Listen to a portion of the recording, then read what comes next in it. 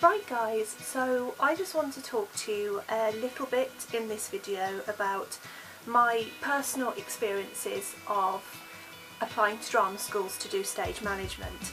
And I just want to put a little disclaimer in here that these are only my own personal experiences. I'm going to talk a little bit about what I did to help me prepare for my interviews at drama school, and also some advice that, having already worked in the industry for the past 8 years, I would give to other people if they asked me. The reason why I wanted to make this video was because before I started the whole process of applying to drama school, I myself, as an aspiring YouTuber, went online to see if there was anybody else out there on YouTube who had made similar videos about their experiences of applying to drama school. And what I actually found was that there were a handful of people who had put videos up out there about their experiences of auditioning to drama school to do acting courses, but there wasn't anyone that I could actually find that was talking about their experiences of applying to drama school to either do stage management or technical theatre. So I just wanted to talk briefly about my own experiences of going through the application process.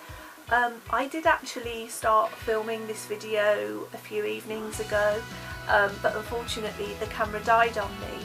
So rather than repeating myself, what I'm going to do is I'm going to slot in the first part of the video that I've already recorded now. But before I do, this is by no means a cut and dry how to get into drama school to do stage management video. I am going to talk a lot about my own personal experiences of applying and what I did to prepare me for that application process. But everybody is an individual. Everybody's career will follow an individual path. Everybody's route into drama school is going to be different. So, as I say, this is not intended to be a how to get into drama school video. It's just very much me talking about my experiences of applying to different schools and what I personally felt helped me. So yeah, that's the disclaimer, and I'm just going to slot the first part of the video that I have already recorded in now. Right guys, so this is going to be a video that I've wanted to make for a while, and it's going to be my, I want to call it my Getting into Drama School Stage Management edition video, but it's not really a black and white, cut and dry, if you do this you will get into drama school to do stage management. It's not really that kind of video.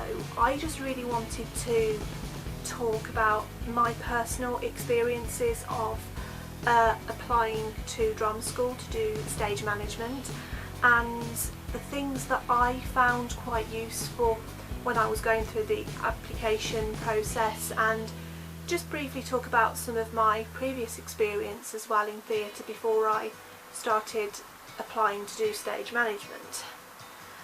And I wanted to make this video because back in 2015, so last year, when I first decided that I was going to apply to do a stage management degree at drama school, I turned to YouTube to see if there was anybody else out there who was in the same position as I was, or who had ever been in the same position as I was, who was applying to drama school. And I actually found that there wasn't a huge amount out there. There were a couple of videos from people who were applying to do acting programmes, both here in the UK and over in the US as well. But I found absolutely nothing when I was looking to do with stage management and videos made by people specifically who were applying to do a stage management degree at drama school, which is kind of then why I decided to create this YouTube channel. Not only because I wanted to be able to speak to other people who were either going through the same application process as I was, or were considering it and weren't really sure or didn't really know what to expect, but also because I've wanted to go to drama school now since I was a very small girl, at least since I was in my early teens. And having worked professionally in the industry for 8 years before going to drama school, I felt that it was really important for me to do everything I could to document the next 3 years of my life, partly so I could remember how I started and then see how I grow over those 3 years, as not only as an individual but also as a professional, but also because I thought it would be nice for me to be able to look back on these videos maybe in a few years' time and remember the good times and also the difficult times, because I'm under absolutely no illusions that this is going to be easy. It is a 40 contact hour a week course that I am going to be doing. I am going to be in 5 days a week minimum, from about 9 in the morning through to 6 o'clock in the evening. I'm going to be tired, I'm going to be sweaty, I'm going to be worn out. But the thing is, if you are totally committed to your subject, if you eat, breathe, sleep, live the theatre, then in my opinion there can be nothing better than spending 3 years of your life completely immersed in the subject you love. So for that reason I'm really looking forward to it. But yeah, anyway, first thing I just wanted to talk about with you is, if you are going to be applying to a drama school, and I suppose this advice could also apply across the board to other theatrical disciplines, not just stage management but acting and other technical courses and design courses and dance courses and music courses. Basically, if you're going to be applying for a programme that is as intensive as the drama school programmes are, you need to make sure, I need a haircut. Anyway, you need to make sure that this is absolutely what you want to do with your life. That not only do you want to spend the next 3 years training in a really intensive programme to do the job that you are training to do, but also that you've got that level of commitment so that when you come out of college after 3 years or 2 years or 1 year, however long you're studying for, you've got the commitment to your subject to go out into what is a really competitive industry and not only find a job but fight for that job. So first of all, you've got to make sure that this is everything to you, that this is all you really want to do with your life, because it's true what people say time and time again when they're asked the question, what advice can you give? If you have a backup plan, go with your backup plan, because you're always then going to feel that you've got that thing to fall back on. And truly, in order to survive in such a competitive industry, yes, you have to have transferable skills, but you also have to be quite tunnel minded, in the sense that you know where you're going and you know how you want to get there, and you have that ultimate goal you want to be an actor, or you want to be a stage manager, or you want to be a designer or a dancer or a musician. So yeah, my first piece of advice before you do anything at all would be to make sure that this is absolutely what you want to do. But if you've gone through that stage and you really are absolutely sure that this is what you want to do with your life and you can't imagine doing anything else, you've come to the decision that drama school is absolutely for you, and you're in the process of researching schools to apply to. Now, there are many different schools out there, not so many schools that offer stage management as offer acting courses, but there are still quite a few. And I think the one thing to bear in mind when you are looking at different schools is A, you need to be practical. For example, if you're going to train at a school in London for 3 years and live in London, it's going to be a lot more expensive than if you go to somewhere else, say Cardiff or possibly Oxford, for example, all of which have drama schools. So first of all, you've got to look at your own situation. You've got to look at, can I get a loan, a student loan, to go to this school? Because not all drama schools you can get a student loan for. Some of them have been privatised, some of them have always been private schools, in which case you would either have to self-fund or get a bursary or a grant of some kind, or a scholarship. So if you wanted to go to a school that you couldn't get a student loan for, then you would have to put extra research into looking at scholarships to get you through those 3 years.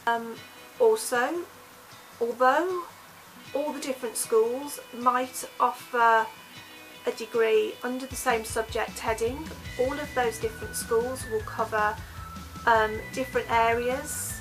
They will have different modules. They will be more focused on one thing than the other thing. You might do more written work than practical work, or practical work than written work. So you've got to look down at basically what the school covers in their degree programme, and out of those pick the schools that you're more interested in based on the subject matter. Also, when you're looking at schools, you need to bear in mind as well that you are checking the schools out as much as the schools are checking you out. So you should be asking yourself questions such as, do I feel at home here? Can I see myself studying here for 3 years? Take a look at the city, you know, go out into the wider city and have a look at what the city has to offer, and ask yourself, can I see myself living in this city for 3 years of my life? Will I be happy? Do I think, will I feel safe? Will I feel secure? Is there enough here to keep me entertained for 3 years? You're also looking at the facilities that the school has. So some schools are going to be much better equipped than others.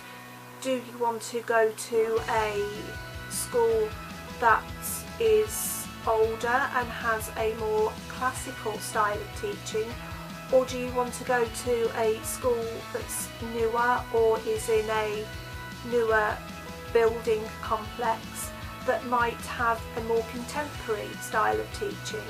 So the next thing I would say to people would be, at this point I'm assuming that you've decided that this is absolutely what you want to do with your life.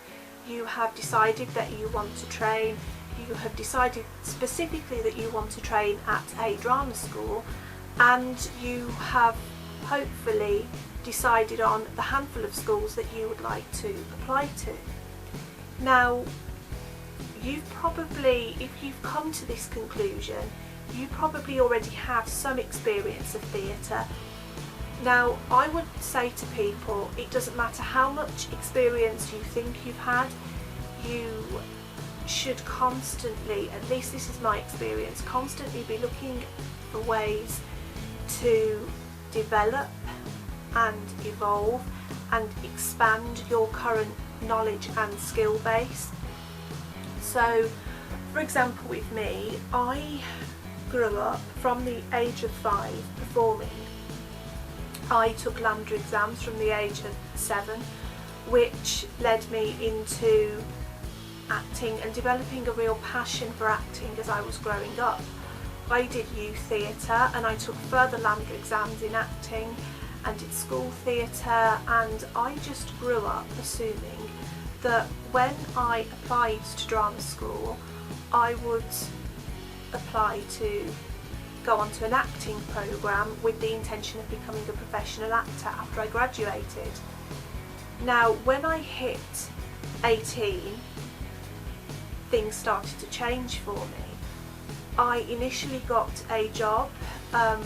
I decided I didn't want to go to university. I decided to take a gap year, and that gap year led me into a teaching assistant job working in a special needs school, which was also a performing arts college. And it was through what turned out to be 2 years at this school that I gained additional experience in theatre and education and drama therapy, which I absolutely loved. And after those 2 years I ended up getting a job working front of house in a local theatre. Now that was probably the best thing that could have ever happened for me, because it opened up a world that I didn't even know existed.